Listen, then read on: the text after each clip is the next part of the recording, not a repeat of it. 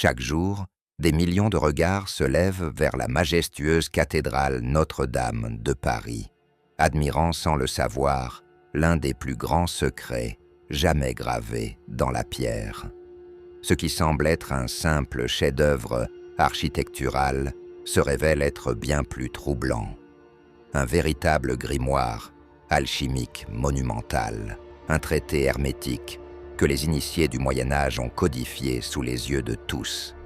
Mais pourquoi ces bâtisseurs médiévaux ont-ils choisi de transformer cette cathédrale en un manuel occulte de transmutation? Quelles connaissances interdites cherchaient-ils à préserver pour les générations futures? La réponse se trouve cachée dans chaque sculpture, chaque gargouille, chaque symbole qui orne la façade occidentale de Notre-Dame. Approchons-nous du portail central de la cathédrale, celui qu'on appelle le portail du jugement dernier. Pour le fidèle ordinaire, les sculptures représentent simplement le jour du jugement final, où les âmes seront pesées. Mais pour celui qui possède les clés de lecture hermétique, cette porte raconte une histoire radicalement différente. Les 7 cercles mystérieux gravés sur le linteau du portail de la Vierge ne sont pas de simples ornements décoratifs. Ces cercles, disposés selon une géométrie parfaite, représentent les 7 métaux planétaires fondamentaux de l'alchimie: l'or du Soleil, l'argent de la Lune, le fer de Mars, le cuivre de Vénus, l'étain de Jupiter, le plomb de Saturne et le mercure. Cette correspondance entre métaux et planètes formait le cœur même de la science hermétique médiévale, la base de toute transmutation. Les maîtres bâtisseurs n'ont rien laissé au hasard. Chaque détail architectural encode une étape précise du grand œuvre alchimique. Le portail du jugement dernier, par exemple, illustre en réalité le principe fondamental de Solve et Coagula, dissoudre et coaguler, détruire et reconstruire, mourir et renaître. Les statues des saints qui ornent les piliers ne sont pas uniquement des figures religieuses. Elles incarnent secrètement les 4 éléments primordiaux: la terre, l'eau, l'air et le feu. Les alchimistes médiévaux savaient que ces 4 éléments constituaient la base de toute matière, et leur maîtrise était indispensable pour quiconque aspirait à la pierre philosophale. Cette connaissance, trop dangereuse pour être révélée ouvertement, a été dissimulée dans un langage visuel que seuls les initiés pouvaient comprendre. Levons maintenant les yeux vers les tours de Notre-Dame. Là-haut, perchées entre ciel et terre, se dressent des créatures fantastiques, les chimères et les gargouilles. Pour le visiteur moderne, elles ne sont que des ornements gothiques effrayants, des éléments décoratifs destinés à effrayer les démons. Mais cette explication superficielle cache une vérité bien plus profonde. Ces créatures, monstrueuses, sont en réalité les gardiens des secrets hermétiques. Dans la tradition alchimique, les créatures hybrides représentent la fusion des opposés, l'union du masculin et du féminin, du spirituel et du matériel. Chaque gargouille, avec son visage terrifiant et ses formes impossibles, symbolise une étape du processus de transformation. Ces êtres ne repoussent pas les démons. Ils incarnent les forces primordiales que l'alchimiste doit maîtriser pour accomplir son œuvre. Les 3 grandes rosaces de Notre-Dame constituent un autre niveau du codage hermétique. Ces vitraux spectaculaires ne sont pas de simples fenêtres colorées destinées à éblouir les fidèles. Elles illustrent le processus complet de la transmutation solaire et lunaire, les 2 grandes voies de l'alchimie. La rosace nord, baignée de bleu profond, évoque l'œuvre au noir, la première phase du grand œuvre, où la matière brute doit être calcinée et purifiée dans les ténèbres. La rosace sud, resplendissante de rouge et d'or, représente l'œuvre au rouge, l'étape finale, où la pierre philosophale atteint sa perfection, et la rosace occidentale, avec ses couleurs mêlées, symbolise l'œuvre au blanc, la phase intermédiaire de purification et d'illumination. Les maîtres verriers médiévaux connaissaient parfaitement la symbolique des couleurs alchimiques et l'ont intégrée dans ses créations monumentales. Mais le mystère ne s'arrête pas aux éléments visibles. Au trumeau du portail de la Vierge, un détail troublant échappe à presque tous les regards. La Vierge Marie tient une croix ornée d'une rose épanouie à l'intersection de ses branches. Cette représentation, gravée au XIIIe siècle, anticipe de plusieurs centaines d'années l'émergence officielle de l'ordre des Roses-Croix. Comment expliquer une telle prescience? La rose sur la croix symbolise la quintessence, le cinquième élément qui transcende les 4 éléments matériels. C'est le résultat parfait de l'union des opposés, le soufre et le mercure, le fixe et le volatile, le masculin et le féminin. Les constructeurs de Notre-Dame connaissaient déjà ces symboles ésotériques au XIIIe siècle, prouvant l'existence d'une tradition secrète bien plus ancienne qu'on ne l'imagine officiellement. Les dimensions mêmes de la cathédrale révèlent une compréhension approfondie de la géométrie sacrée. La façade occidentale dessine un carré parfait entre sa largeur et la hauteur, qui s'élève jusqu'à la seconde galerie. Cette proportion n'est pas un accident architectural. C'est une proportion fondamentale de l'art hermétique, symbolisant l'équilibre parfait entre les forces terrestres et les forces célestes. Le plan de Notre-Dame forme également un H majuscule, la lettre d'Hermès, Trismégiste, le légendaire père de l'alchimie. Chaque mesure, chaque angle, chaque proportion a été calculée selon les principes de la science occulte. Les bâtisseurs utilisaient le nombre d'or, les rapports planétaires et les proportions sacrées pour créer non pas simplement un lieu de culte, mais un instrument de transformation spirituelle. Sur le portail de Sainte-Anne, une autre énigme attend celui qui sait regarder. Saint Marcel est représenté terrassant un dragon, une image que l'Église interprète comme le triomphe du christianisme sur le paganisme. Mais dans le langage alchimique, cette scène raconte une histoire différente. L'évêque représente le roi, le principe du soufre, tandis que le dragon symbolise le mercure philosophal, la matière première qui doit être domptée et transformée. Cette lutte entre l'homme et la bête n'est pas un combat moral entre le bien et le mal, c'est la description d'une opération alchimique concrète, la fixation du mercure volatile par le soufre fixe, étape cruciale dans la création de la pierre philosophale. Alors que les foules de touristes déambulent devant Notre-Dame, photographiant sa façade spectaculaire, ils ne réalisent pas qu'ils se tiennent devant l'un des plus grands traités d'alchimie jamais créés. Chaque pierre raconte une histoire de transformation. Chaque symbole cache une instruction pour l'initié. Les maîtres bâtisseurs ont réussi l'impossible. Ils ont construit un manuel complet de transmutation alchimique qui survit depuis 800 ans, visible par tous, mais compris par si peu. Mais cette cathédrale alchimique soulève une question qui hante encore les chercheurs de vérité. Qui étaient vraiment ces constructeurs? D'où tenait-il cette connaissance ésotérique si sophistiquée? Et surtout, pourquoi ont-ils choisi de l'encoder dans une cathédrale chrétienne plutôt que dans un grimoire caché? Si vous avez été intrigué par ces révélations, abonnez-vous maintenant à cette chaîne et laissez un commentaire pour partager vos propres découvertes sur les secrets de Notre-Dame. Ces symboles n'ont pas surgi du néant.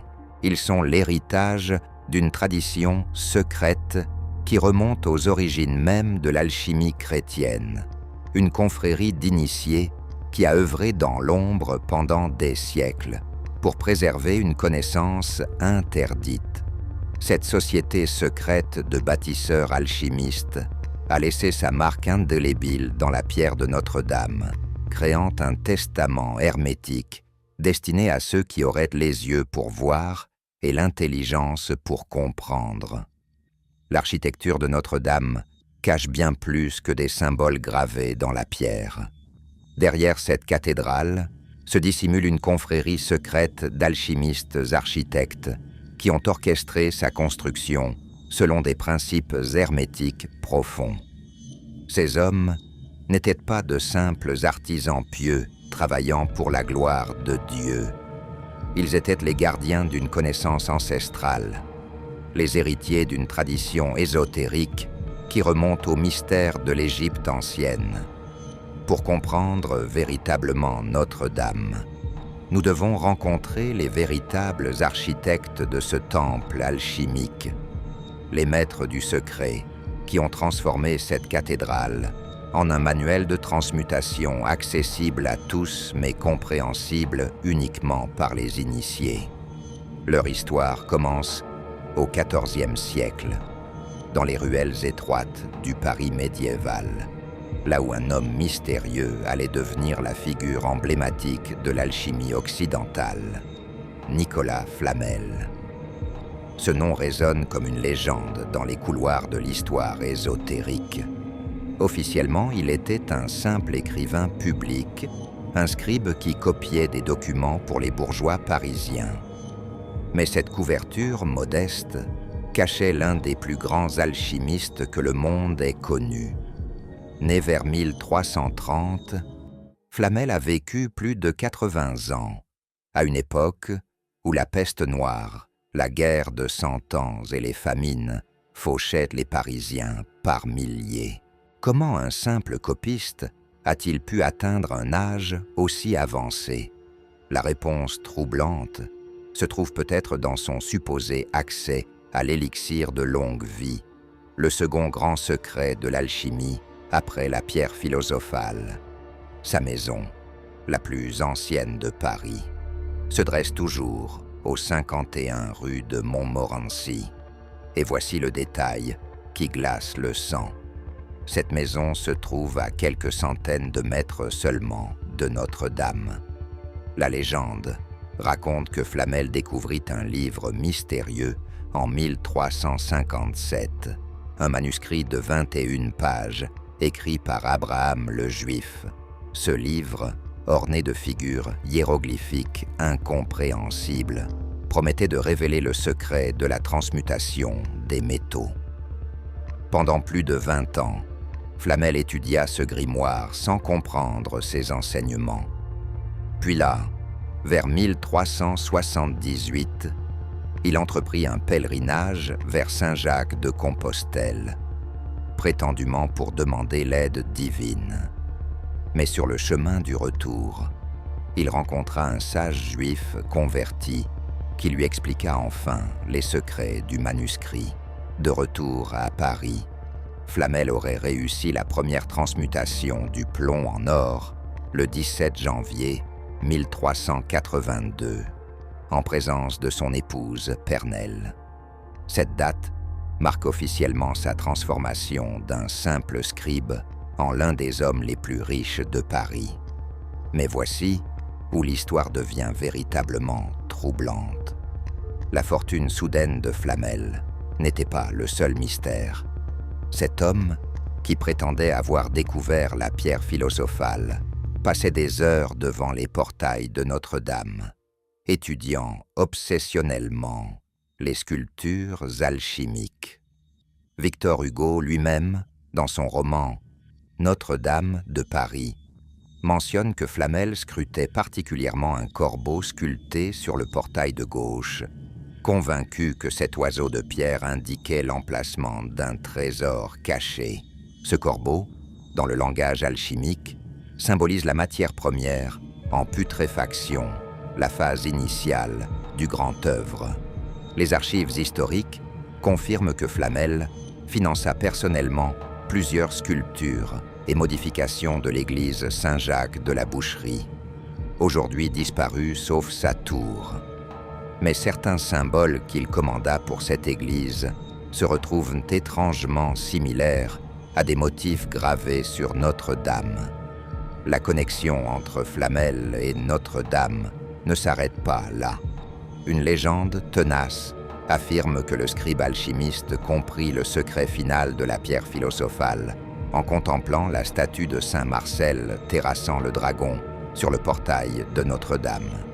Cette sculpture représente, alchimiquement, la fixation du mercure volatile, l'une des opérations les plus difficiles du grand œuvre.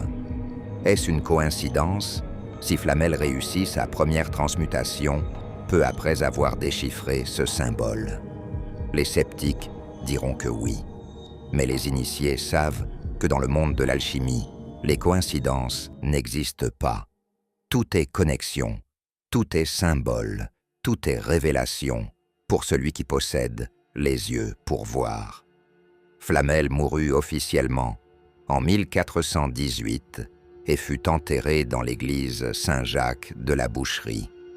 Mais sa pierre tombale, aujourd'hui conservée au musée de Cluny, porte des inscriptions énigmatiques qui ont alimenté des rumeurs persistantes selon lesquelles l'alchimiste aurait simulé sa mort pour disparaître avec sa femme, tous deux immortalisés par l'élixir. Mais Flamel n'était pas seul. Il faisait partie d'une tradition bien plus ancienne et organisée. Les compagnons bâtisseurs, ces artisans itinérants parcouraient l'Europe médiévale, construisant les plus grandes cathédrales gothiques selon des principes architecturaux secrets. Officiellement, ils formaient des corporations de métiers comme tant d'autres. Mais en réalité, ces hommes possédaient des connaissances qui dépassaient largement la simple maçonnerie. Ils maîtrisaient la géométrie sacrée, les proportions harmoniques, les correspondances entre les nombres et les planètes, les propriétés occultes des matériaux. Ces savoirs se transmettaient oralement, de maître à apprenti, dans un secret jalousement gardé. Jamais s'ils ne consignaient leur science dans des livres qui pourraient tomber entre des mains profanes. À la place, ils encodaient leurs connaissances directement dans la pierre des cathédrales qu'ils construisaient. Les documents d'archives révèlent des détails troublants sur la construction de Notre-Dame. Entre 1163 et 1345, période durant laquelle la cathédrale fut érigée, les comptes de la fabrique mentionnent des paiements à des maîtres de l'art secret. Cette expression énigmatique désignait-elle simplement des artisans particulièrement compétents ou faisait-elle référence à des initiés de l'art hermétique?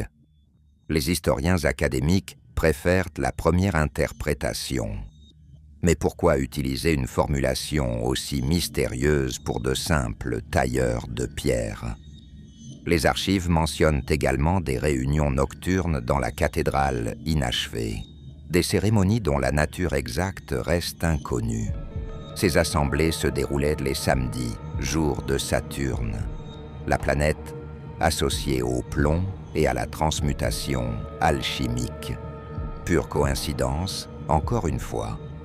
Les compagnons bâtisseurs avaient développé un système de marques secrètes gravées dans la pierre. Officiellement, ces signes permettaient de comptabiliser le travail de chaque artisan.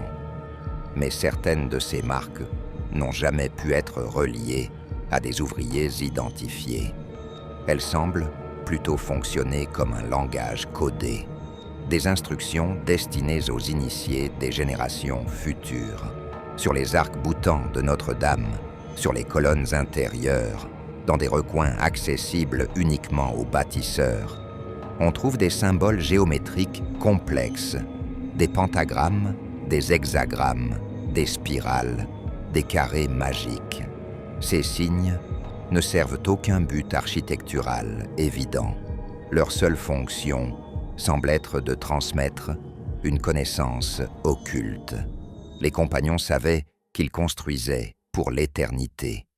Ils encodaient leurs secrets dans la pierre, créant un grimoire architectural qui survivrait aux persécutions, aux guerres, aux autodafés.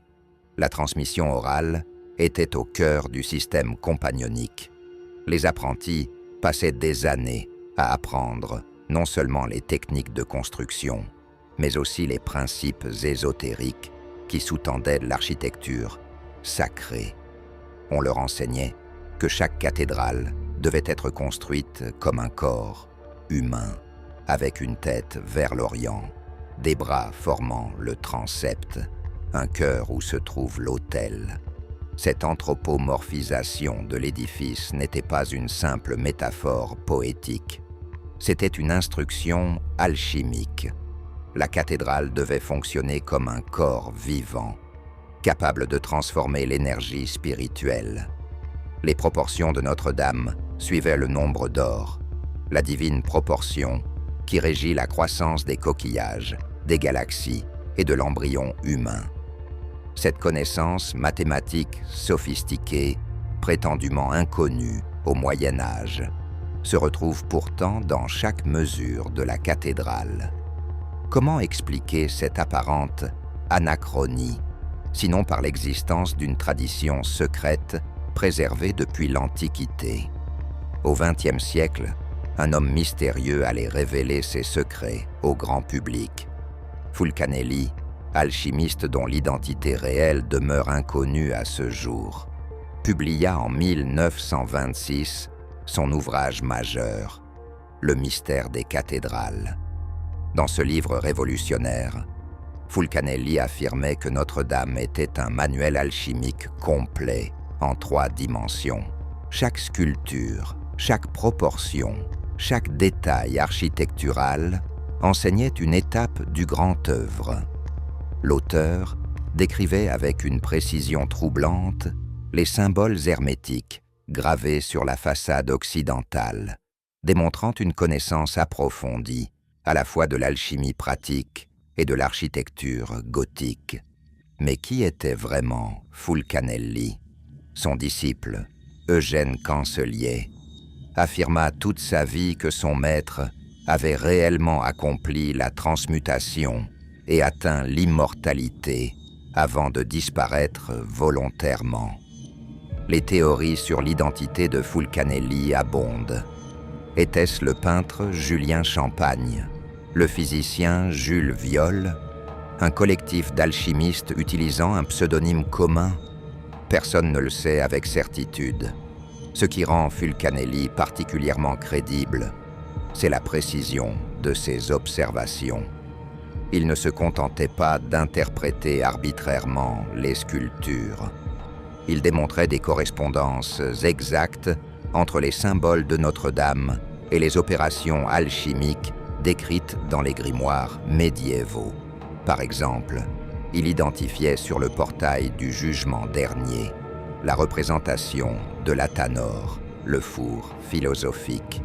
Il montrait comment les médaillons latéraux illustraient les 12 phases de l'œuvre, correspondant aux 12 signes du zodiaque. Il révélait l'existence d'un vieil homme de pierre, coiffé du bonnet phrygien, symbole de l'adepta, caché parmi les chimères en haut de la cathédrale, l'alchimiste de Notre-Dame. Cette statue, peu visible depuis le sol, observe éternellement la nef de la cathédrale, gardien silencieux des secrets qu'elle contient.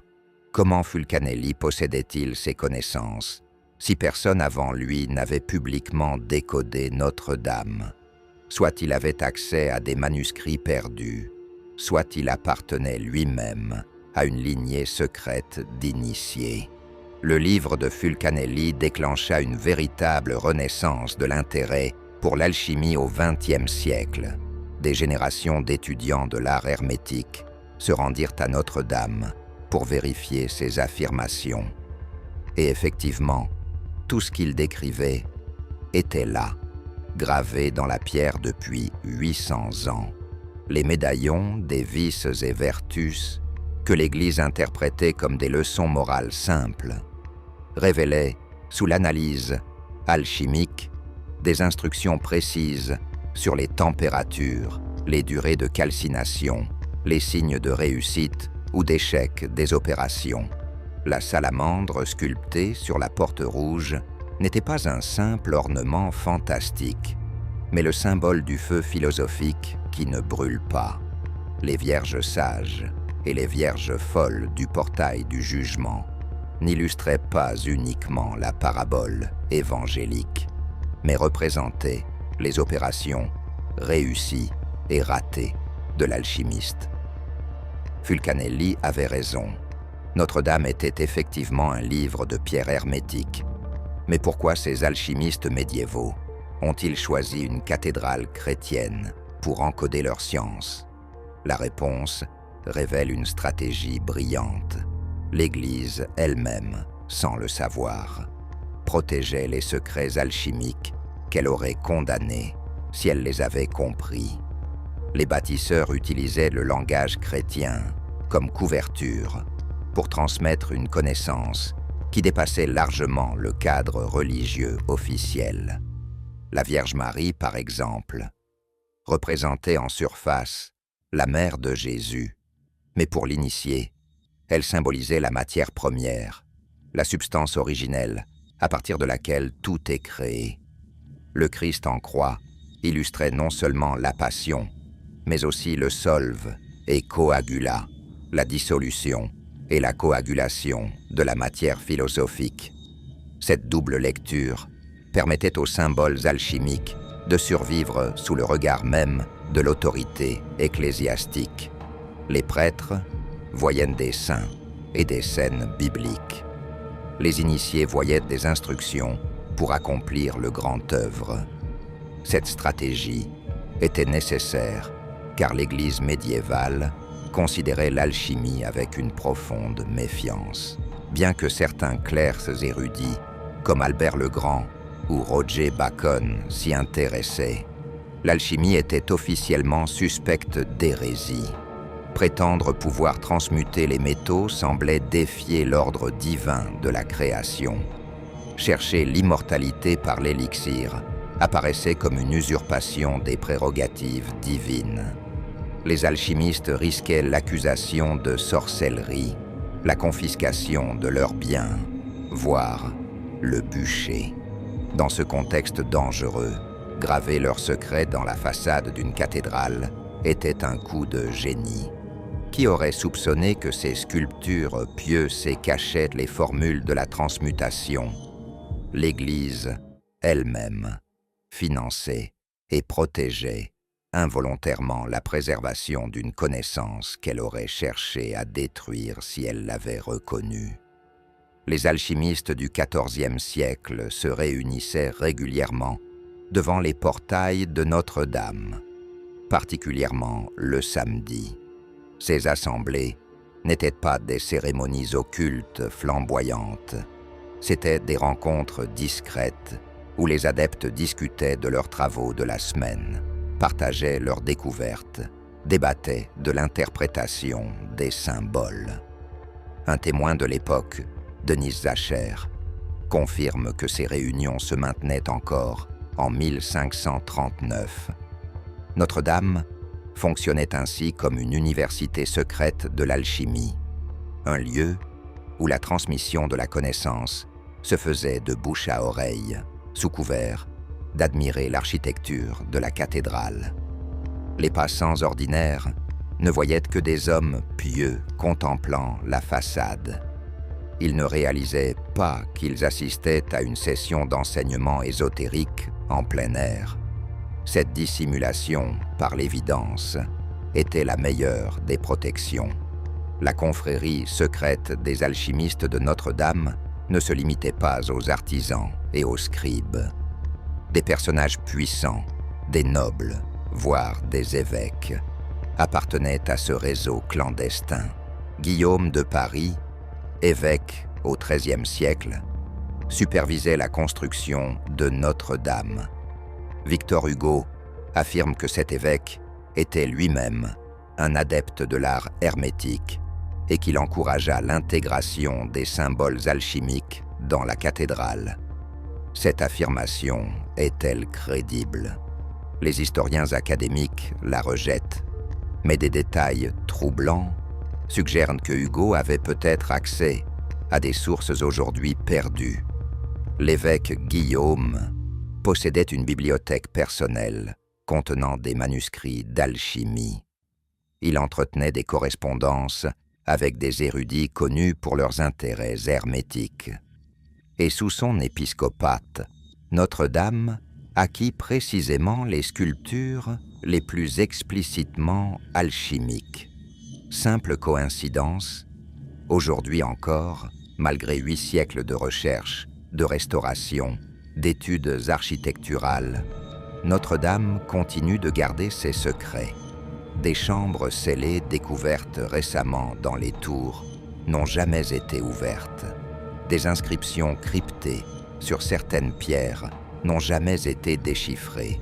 La cathédrale brûle et se reconstruit, mais les symboles alchimiques survivent, éternels, attendant que les initiés des générations futures viennent les déchiffrer. Flamel, les compagnons, Fulcanelli, tous font partie d'une chaîne ininterrompue de transmission qui remonte aux origines de l'alchimie. Et Notre-Dame est le maillon central de cette chaîne, le grimoire de pierre qui préserve la connaissance interdite pour tous ceux qui savent tout chercher. N'oubliez pas de vous abonner à cette chaîne pour ne manquer aucune révélation sur les secrets de l'histoire ésotérique. Mais pour véritablement comprendre ces secrets, nous devons maintenant pénétrer dans le cœur même du mystère. Les symboles alchimiques majeurs qui transforment Notre-Dame en laboratoire spirituel attendent d'être dévoilés, révélant comment cette cathédrale enseigne les étapes exactes du grand œuvre à quiconque possède les clés pour décoder son langage hermétique. Maintenant que nous connaissons les architectes secrets de Notre-Dame, plongeons dans le cœur même du mystère. Cette cathédrale n'est pas simplement un lieu de culte chrétien, orné de symboles ésotériques. C'est un véritable laboratoire spirituel, un athanor géant, conçu pour transformer l'âme humaine, exactement comme l'alchimiste transforme le plomb en or dans son creuset. Chaque pierre, chaque proportion, chaque rayon de lumière colorée participant à un processus initiatique millénaire. Pour l'adepte qui possède les clés de lecture, une simple visite de Notre-Dame devient un parcours de transmutation personnelle, suivant les 7 étapes classiques du grand œuvre alchimique. Préparons-nous à déchiffrer ce qui est peut-être le plus grand manuel de transformation spirituelle jamais construit par l'humanité. Franchissons le seuil du portail occidental. Pour le pèlerin ordinaire, c'est simplement l'entrée de la cathédrale. Mais pour l'initié, ce passage représente la première et plus difficile étape de l'alchimie, la calcination. Les âmes damnées, sculptées sur le portail du jugement dernier, ne sont pas uniquement des avertissements moraux sur les conséquences du péché. Elles symbolisent la matière première de l'alchimiste, la substance brute et impure, qui doit être brûlée dans les flammes purificatrices. Regardez attentivement ces corps tourmentés, traînés vers l'enfer par les démons. Ils incarnent l'ego humain, l'attachement aux passions terrestres, tout ce qui doit mourir avant que la transformation puisse commencer. La calcination n'est pas une métaphore douce, c'est une mort symbolique, une destruction complète de l'ancien soi. Les sculpteurs médiévaux ont représenté cette agonie avec un réalisme brutal qui fait encore frissonner les visiteurs 800 ans plus tard. Cette première porte nous enseigne que nul ne peut atteindre l'illumination sans d'abord accepter l'anéantissement de tout ce qu'il croyait être. Une fois franchi ce seuil terrible, nous pénétrons dans la nef centrale de Notre-Dame. Levons les yeux vers ces colonnes majestueuses qui s'élancent vers les voûtes, si hautes qu'elles semblent toucher le ciel lui-même. Cette architecture vertigineuse illustre la deuxième étape alchimique, la dissolution et la séparation, dans le creuset de l'alchimiste, après que la matière ait été calcinée. Elle doit être dissoute dans le mercure philosophique, permettant la séparation de l'esprit et de la matière. Les colonnes de Notre-Dame accomplissent exactement cette fonction symbolique. Elles représentent l'ascension de la conscience purifiée, libérée des scories terrestres, s'élevant vers les sphères célestes. Remarquez comment la lumière filtre à travers les vitraux, baignant la nef de couleurs changeantes selon l'heure du jour. Cette lumière n'est pas accidentelle. Elle symbolise le mercure volatile, l'agent de dissolution qui permet à l'âme de se séparer du corps.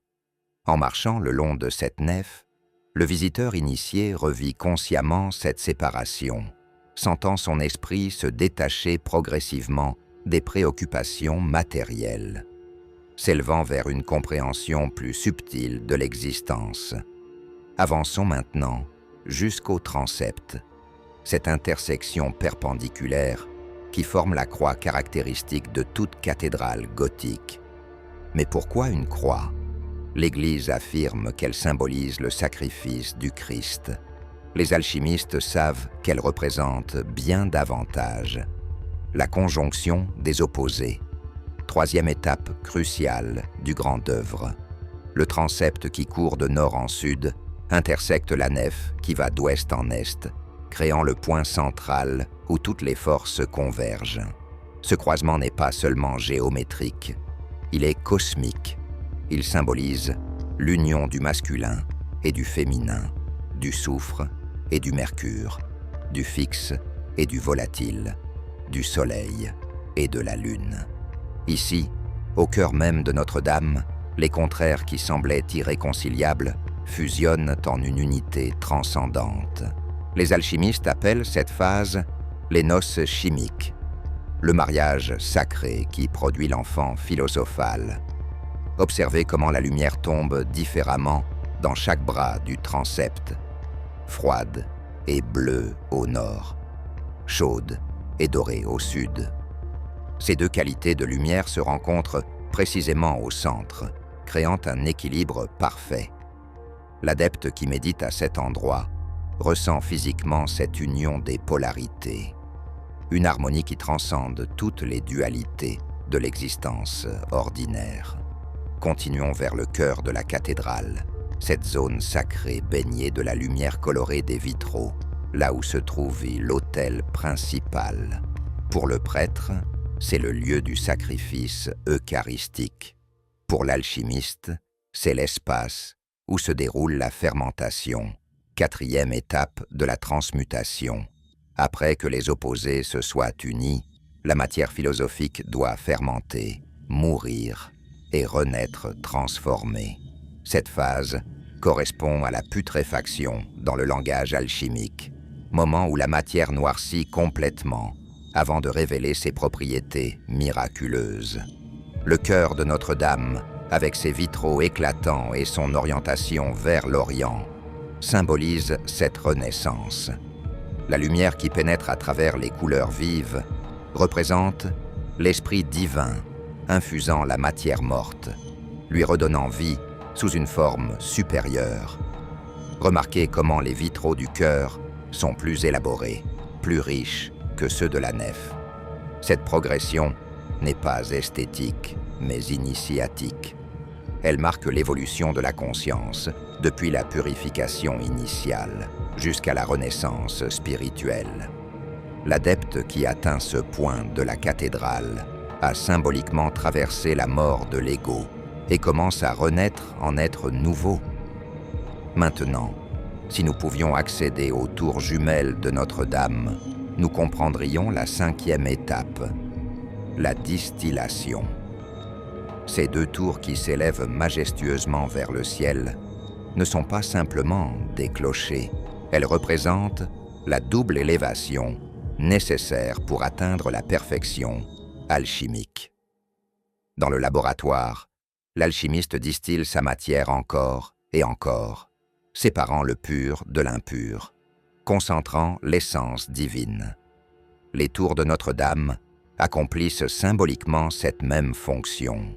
Elles élèvent la conscience du pratiquant toujours plus haut, toujours plus loin des contingences terrestres.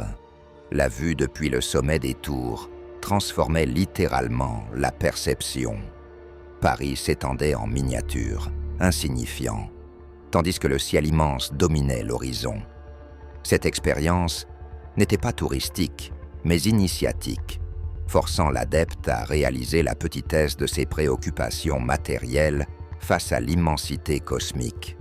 Les tours jumelles enseignent également une leçon alchimique profonde, la nécessité de la répétition. On ne distille pas une seule fois, on distille 7 fois, 12 fois, autant que nécessaire, jusqu'à obtenir la quintessence parfaite.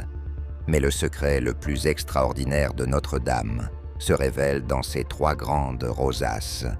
Ces vitraux circulaires ne sont pas de simples décorations.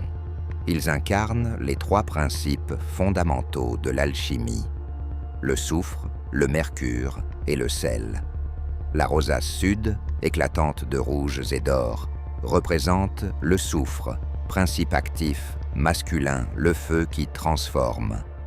La rosace nord, dominée par les bleus profonds et les violets sombres, symbolise le mercure, principe passif, féminin, l'eau qui dissout et purifie. Et la rosace occidentale, mélange complexe de toutes les couleurs, incarne le sel, le principe médiateur qui unit les 2 autres. Cette correspondance n'est pas accidentelle. Les maîtres verriers médiévaux connaissaient parfaitement la doctrine des 3 principes alchimiques et l'ont encodée dans le verre coloré. Plus remarquable encore, ces 3 rosaces correspondent également aux 3 grandes phases du grand œuvre. La rosace nord illustre l'œuvre au noir, la phase de putréfaction et de mort spirituelle. La rosace sud représente l'œuvre au rouge, l'accomplissement final où la pierre philosophale atteint sa perfection rubescente. Et la rosace occidentale symbolise l'œuvre au blanc, la phase intermédiaire de purification et de blancheur éclatante. Cette triple correspondance transforme Notre-Dame en un diagramme tridimensionnel du processus alchimique complet. Les dimensions mêmes de Notre-Dame révèlent une connaissance mathématique stupéfiante. La cathédrale mesure 130 mètres de longueur, 48 mètres de largeur et 33 mètres de hauteur sous voûte. Ces nombres ne sont pas arbitraires. Ils suivent des proportions basées sur le nombre d'or, cette divine proportion qui régit la croissance des coquillages, des galaxies et de l'embryon humain. Le rapport entre la longueur et la largeur, entre la hauteur et la largeur. Tous suivent des ratios sacrés connus des pythagoriciens et des alchimistes. Plus extraordinaire encore, ces proportions correspondent aux rapports planétaires utilisés en astrologie hermétique. La cathédrale fonctionne ainsi comme un instrument cosmique accordé sur les harmonies célestes. Chaque mesure, chaque angle a été calculé pour créer une résonance entre le microcosme terrestre et le macrocosme céleste. Les bâtisseurs savaient que l'architecture pouvait littéralement modifier la conscience de ceux qui entrent dans ces espaces, à condition que les proportions suivent les lois universelles de l'harmonie. 24 médaillons ornent le portail du jugement dernier, représentant officiellement les vices et les vertus. Mais pour l'alchimiste, ces médaillons racontent une histoire entièrement différente. Les 24 phases d'eau taillée de la création de la pierre philosophale. Chaque médaillon est une instruction précise sur la température, la durée les signes de réussite ou d'échec d'une opération alchimique spécifique. Le corbeau du premier médaillon symbolise l'œuvre au noir. Le serpent s'enroulant autour d'un bâton représente le mercure philosophique dévorant le soufre. La salamandre dans les flammes illustre la calcination du sel. Ces images, apparemment dispersées au hasard, forment en réalité une séquence logique que seul l'initié peut reconstituer dans l'ordre correct. Victor Hugo lui-même, dans Notre-Dame de Paris, fait déclarer à son personnage d'alchimiste que ces médaillons constituent le manuel le plus complet jamais créé sur l'art hermétique. Hugo n'inventait pas.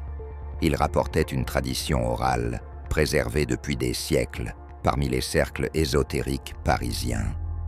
Chaque élément architectural devient ainsi une instruction précise pour celui qui cherche la transformation spirituelle.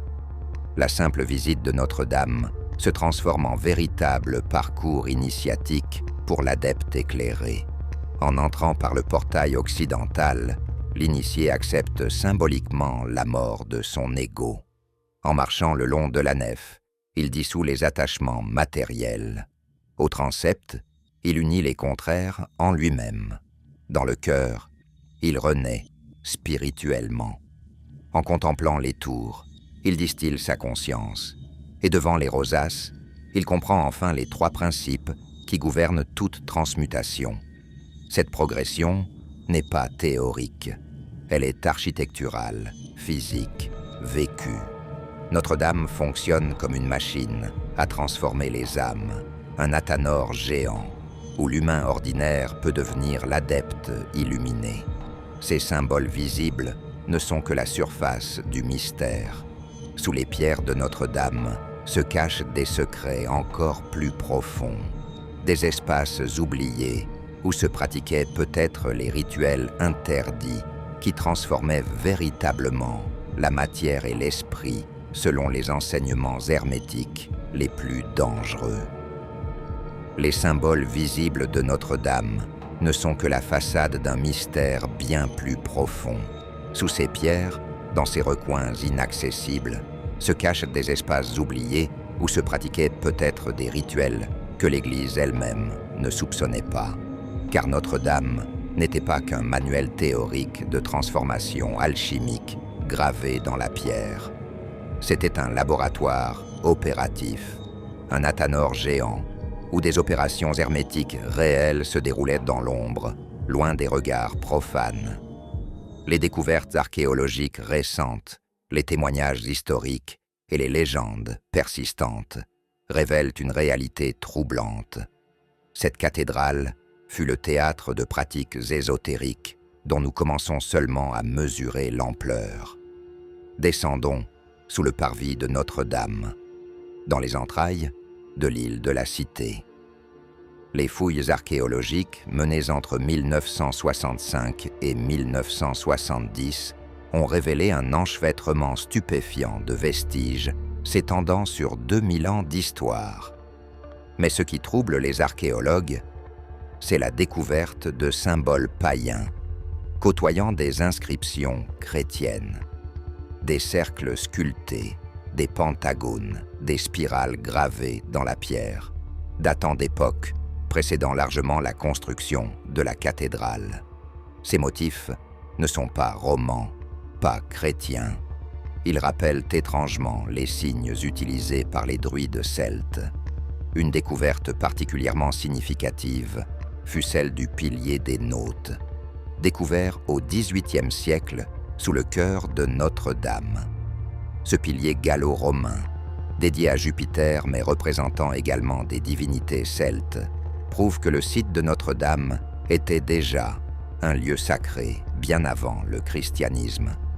Cette continuité n'est pas accidentelle.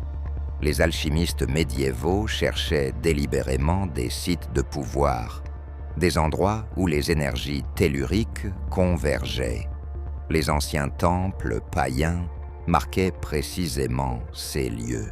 En construisant Notre-Dame sur un ancien sanctuaire druidique, les bâtisseurs hermétiques ne détruisaient pas la sagesse païenne.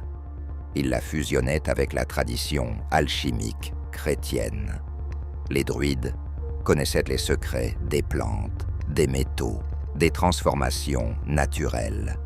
Cette connaissance se transmit aux alchimistes médiévaux à travers des canaux secrets que l'histoire officielle ignore.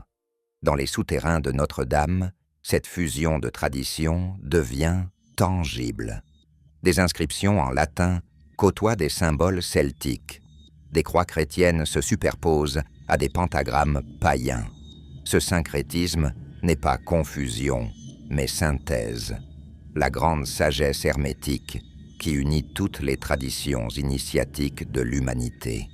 Les fouilles récentes, menées après l'incendie de 2019, ont révélé des chambres jusqu'alors inconnues. Dans la crypte Soufflot, au cœur même de la cathédrale, à 3,5 mètres de profondeur, les archéologues ont découvert des cercueils en plomb, disposés selon un arrangement géométrique précis. 9 cercueils alignés et empilés, formant un carré de 3 par 3.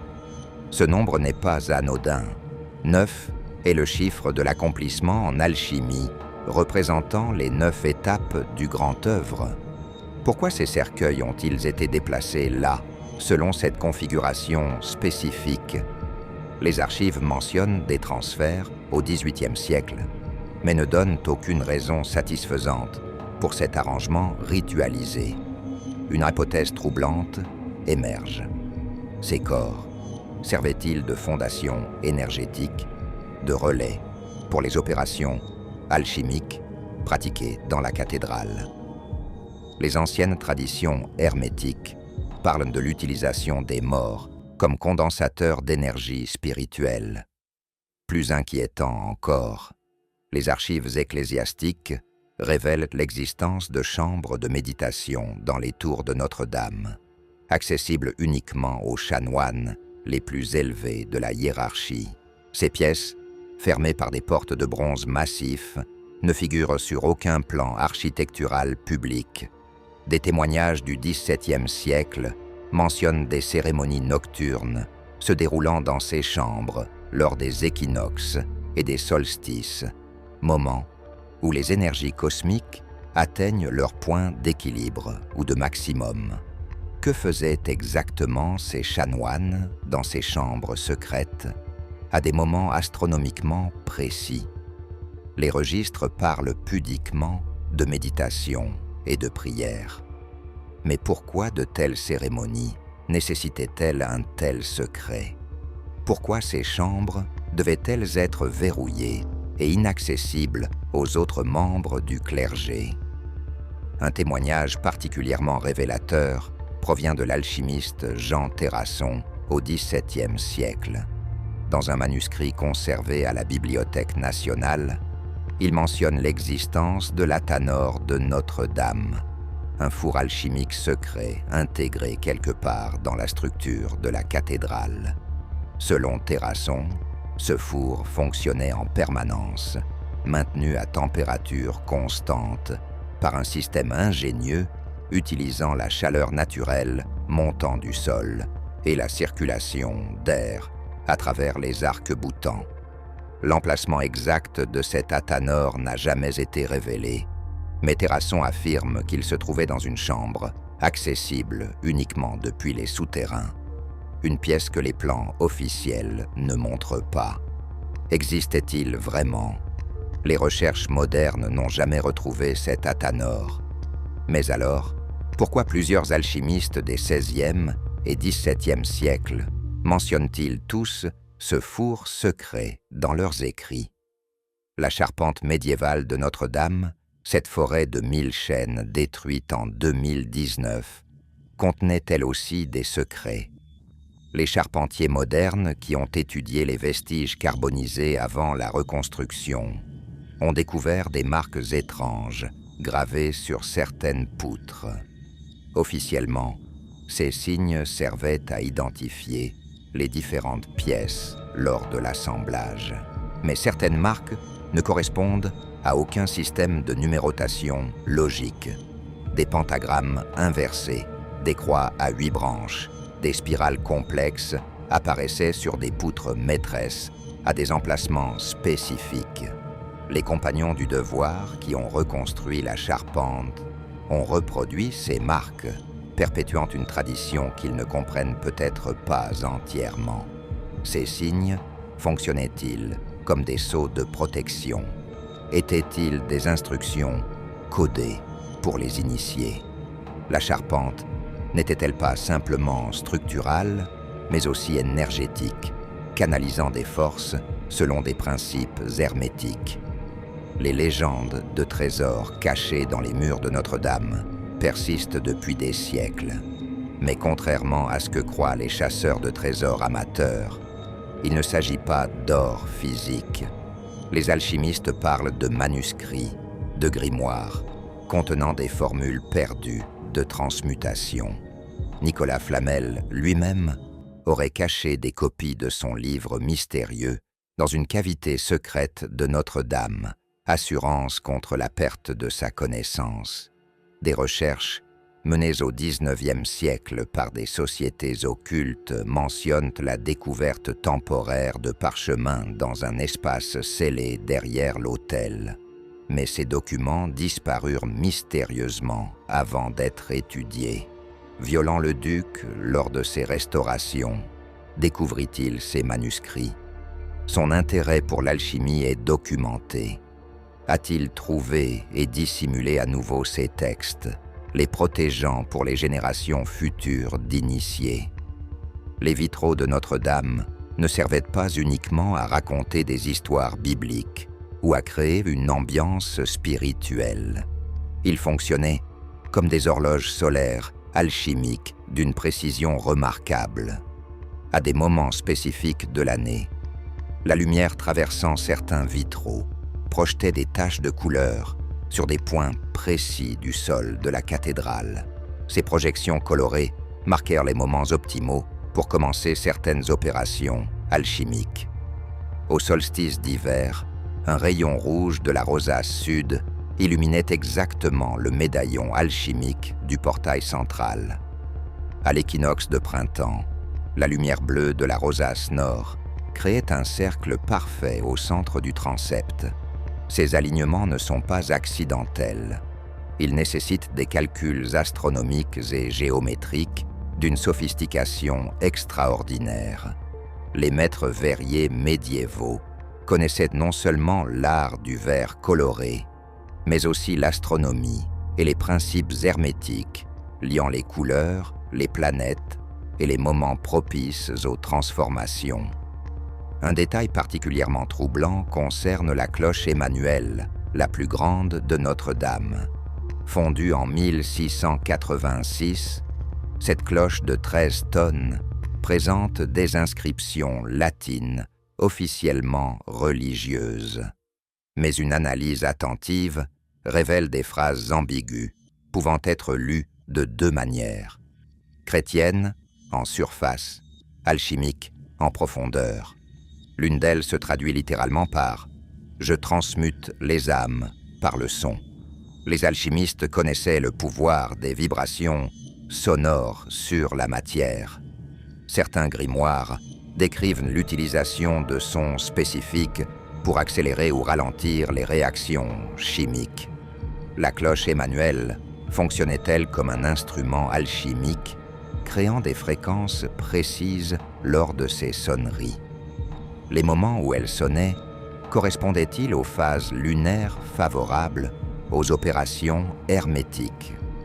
Toutes ces découvertes convergent vers une conclusion inévitable. Notre-Dame n'était pas qu'un symbole alchimique. C'était un véritable laboratoire opératif où des transformations réelles, tant physiques que spirituelles, se déroulaient selon des protocoles hermétiques précis. Les chambres secrètes, la tanore cachée, les marques sur la charpente, les horloges solaires des vitraux, tout formait un système intégré, permettant aux initiés de pratiquer l'art royal dans des conditions optimales. L'Église, elle-même, concentrée sur ses dogmes théologiques, ne comprenait pas que son édifice le plus prestigieux abritait une tradition parallèle, une science sacrée préservée dans l'ombre de ses propres rituels. L'incendie de 2019 n'a pas détruit ces secrets. Au contraire, il a peut-être révélé une vérité finale que les alchimistes avaient prévue depuis le début, que le feu lui-même est l'agent ultime de transformation et que Notre-Dame devait passer par les flammes pour accomplir sa propre transmutation et révéler ses mystères les plus profonds aux yeux du monde moderne. Le 15 avril 2019, à 18h50, une alarme incendie retentit dans Notre-Dame. 50 minutes plus tard, les flammes dévoraient la charpente médiévale. Le monde entier regardait, horrifié. La flèche emblématique s'effondrait dans un nuage de fumée orange. Des millions de personnes pleuraient ce qu'elles croyaient être la destruction irrémédiable d'un chef-d'œuvre.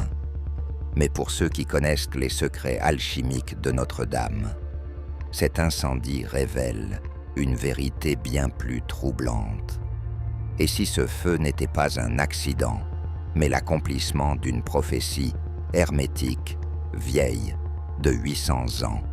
Et si les alchimistes médiévaux avaient prévu que Notre-Dame devrait un jour passer par les flammes pour révéler ses mystères ultimes et accomplir sa propre transmutation? Le feu n'est pas la fin, c'est la calcination, la première étape nécessaire à toute renaissance alchimique. Retournons aux écrits de Fulcanelli, ce mystérieux alchimiste du XXe siècle dont l'identité demeure inconnue. Dans le mystère des cathédrales, publié en 1926, il consacre des pages entières à Notre-Dame, mais certains passages contiennent des formulations étrangement prophétiques.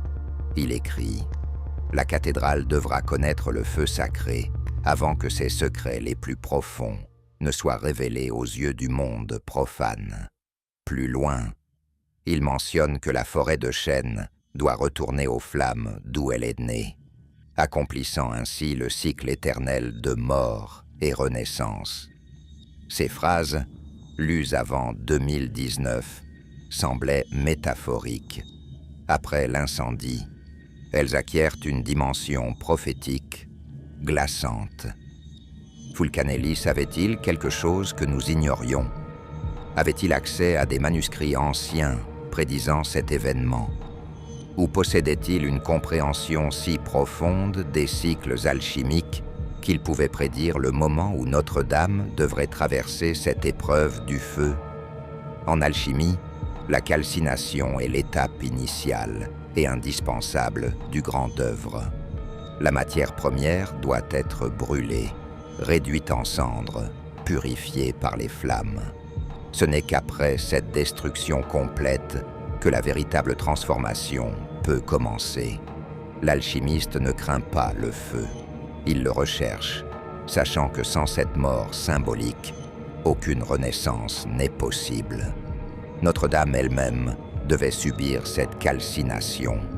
Pendant 800 ans, elle avait accumulé des strates de signification, des modifications architecturales, des restaurations qui voilaient parfois sa structure originelle. Le feu a consumé ces couches superflues, révélant l'essence même de la cathédrale.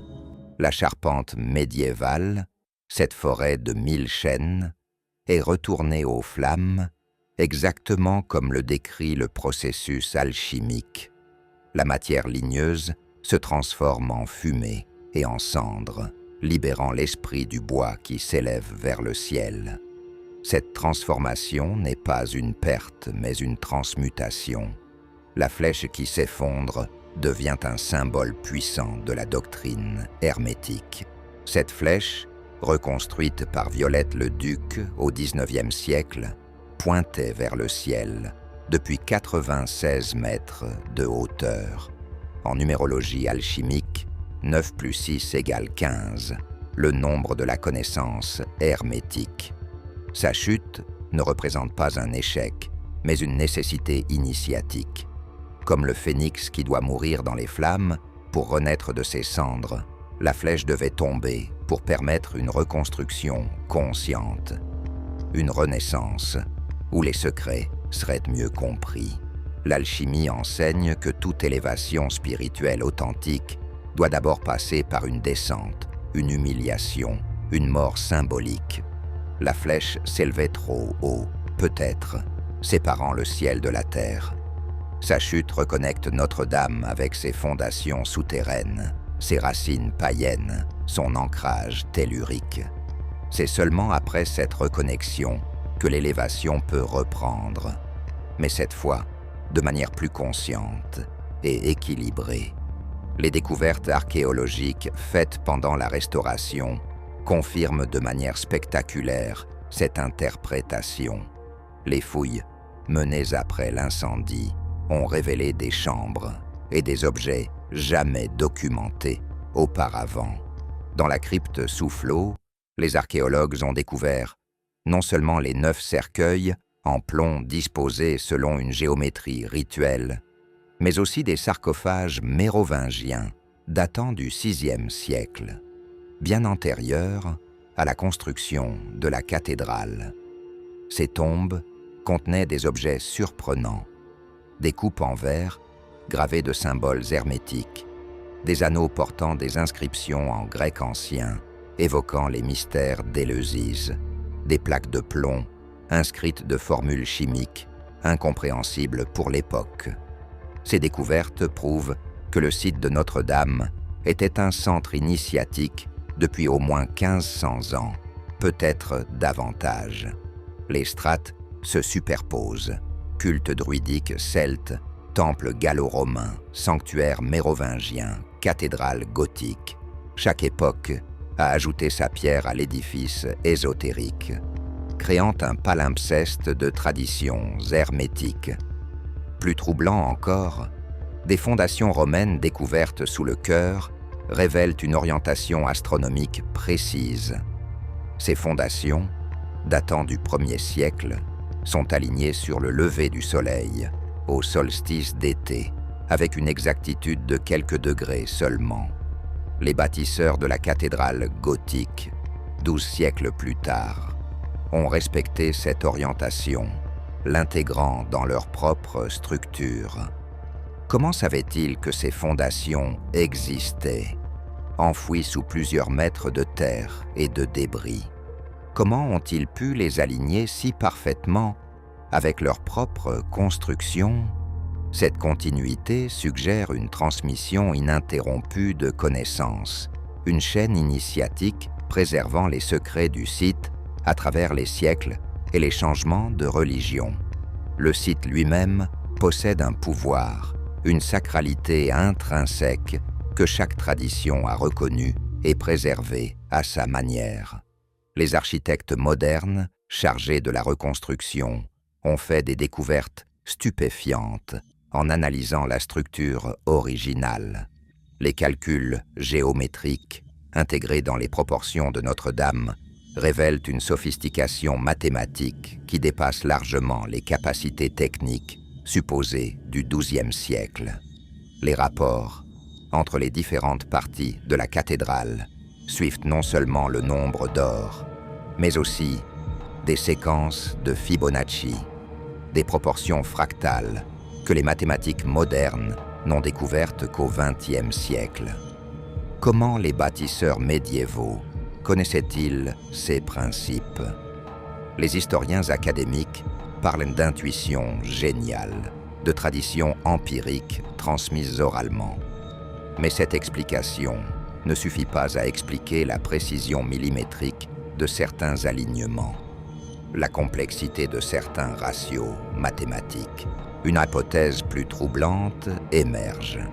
Les bâtisseurs avaient accès à une science perdue, des connaissances héritées d'une civilisation antérieure, préservées dans des manuscrits secrets, accessibles uniquement aux initiés.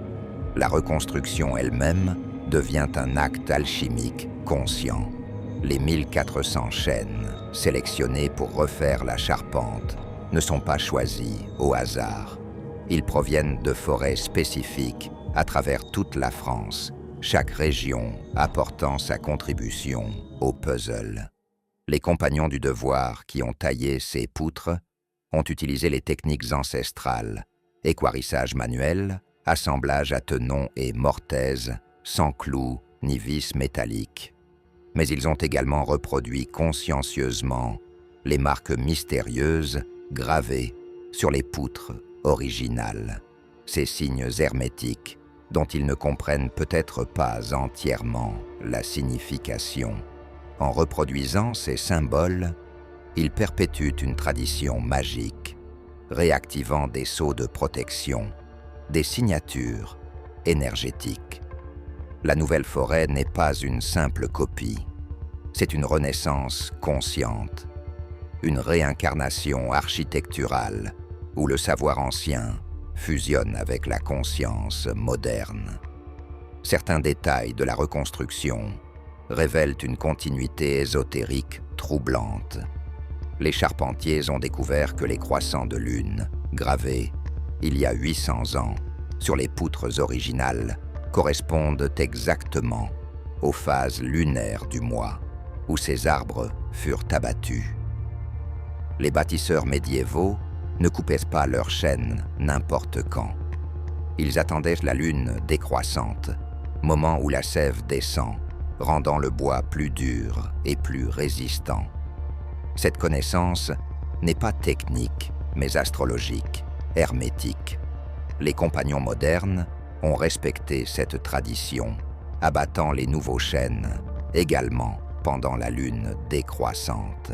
Cette synchronicité lunaire crée un lien temporel entre les deux forêts, l'ancienne et la nouvelle, comme si le temps lui-même formait une boucle, un cycle éternel de mort et renaissance. Notre-Dame n'est pas un monument mort, figé dans le passé. C'est un être vivant qui traverse ses propres cycles de transformation. Comme tout être vivant, elle doit périodiquement mourir et renaître pour continuer son évolution. L'incendie de 2019 n'était pas la première épreuve du feu que Notre-Dame a subi. Les archives mentionnent des incendies en 1218, en 1341, en 1625. Chaque fois, la cathédrale a renaît plus forte, intégrant les leçons de sa destruction. Cette résilience n'est pas accidentelle, elle est architecturale, inscrite dans sa structure même.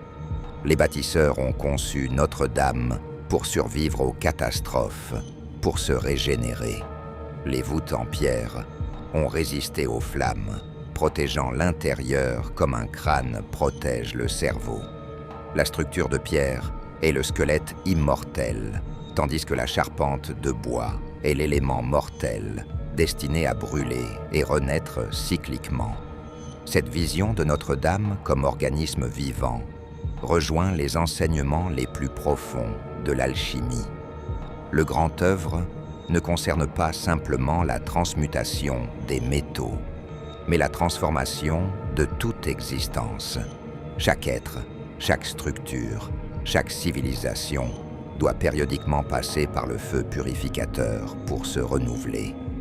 Notre-Dame enseigne à l'humanité cette leçon centrale. La véritable transformation nécessite toujours de passer par le feu, de mourir à ce que nous étions pour renaître transformés. Nous ne pouvons pas évoluer en restant accrochés à nos formes anciennes. Nous devons accepter que ce qui était doit brûler pour que ce qui sera puisse émerger. Cette leçon, douloureuse mais libératrice, est le message ultime que Notre-Dame transmet au XXIe siècle. Les secrets de Notre-Dame n'appartiennent pas au passé, mais au futur. Chaque génération qui contemple cette cathédrale y découvre de nouveaux mystères, de nouvelles significations. Les symboles alchimiques gravés dans la pierre, il y a 800 ans, parlent encore aux chercheurs modernes, peut-être avec plus de force qu'à l'époque médiévale. Car maintenant, après l'épreuve du feu, après la mort et la renaissance, Notre-Dame se tient devant nous, dans toute sa puissance symbolique. Elle est devenue consciemment ce qu'elle était inconsciemment. Un temple de transformation, un lieu où l'humanité peut apprendre les secrets de sa propre transmutation. Les secrets attendent ceux qui ont les yeux pour voir et le courage de chercher la transmutation dans leur propre existence. Nous voici arrivés au terme de ce voyage dans les mystères alchimiques de Notre-Dame. Mais comme tout voyage initiatique, la fin est aussi un commencement. Ce que vous avez découvert aujourd'hui n'est qu'une introduction au secret infini que cette cathédrale recèle. Si cette exploration vous a intrigué, si vous ressentez l'appel de ces connaissances hermétiques, n'hésitez pas à liker cette vidéo et à vous abonner à la chaîne. Laissez un commentaire pour partager vos propres découvertes ou interprétations des symboles de Notre-Dame. Peut-être possédez-vous des informations que nous n'avons pas encore explorées. Peut-être avez-vous visité Notre-Dame et ressenti quelque chose d'inexplicable. Ensemble, nous pouvons continuer à déchiffrer ce grimoire de pierre, à réveiller les secrets endormis dans ses murs. Car Notre-Dame n'a pas fini de nous parler. Ces mystères attendent, patients, éternels, attendant les initiés des générations futures, qui sauront enfin comprendre pleinement le message alchimique gravé dans chaque pierre de cette cathédrale immortelle.